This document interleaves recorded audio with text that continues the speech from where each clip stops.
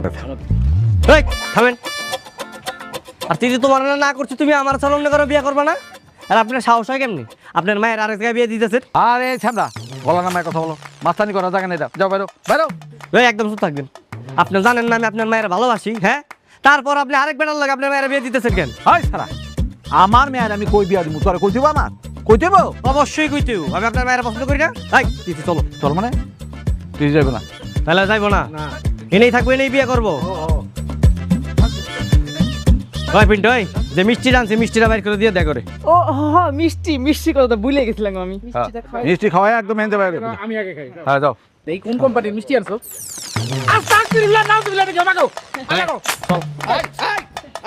এই বহেন বহেন, এই চল। আমি যাব না। তুই যাবি, তোর বাপে যাইব, বুঝলি না? চল। ইয়ে আগো, আমি ওর চাইতো সুন্দর মাইয়া তোমারে খুঁজে দেব, তুমি ওরে আর আমারে ছাইরা দাও।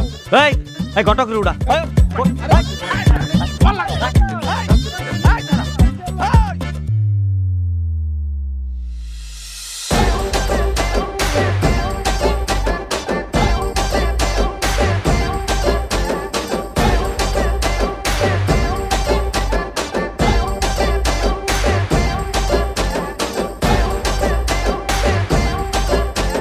ঘটক সাহেব। এই জীবনে তো অনেক বিয়া করাইলেন, আজকে আমাকে বিয়া পড়াইবেন। পরে জলদি কোন কবুল কইতে। আমি কবুল বলবো না। তোমার আমি 5 মিনিট সময় দিলাম, 5 মিনিট। 5 মিনিটের মধ্যে তুমি যদি কবুল না কইছো, যে ট্রেন আইবো, ট্রেনের নিচে পড়ে কিন্তু একবার মারা যাইবা। তোমার বাপেও তোমার বাঁচাইতে পারবো না। মরে গেলেও আমি আপনাকে বিয়ে করব না।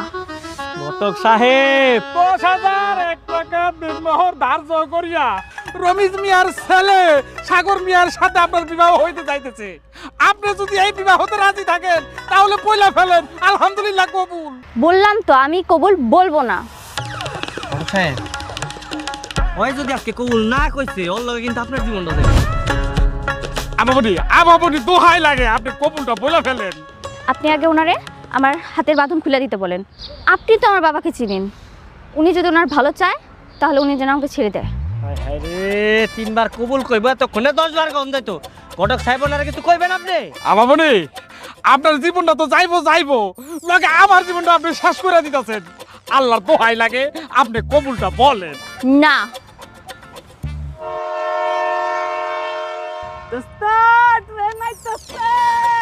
আমাবনি, আমি 3টা বিয়ে করছি, আমার 3টা বউ পেতে পারছে। আপনি কবুল বলে ফেলেন।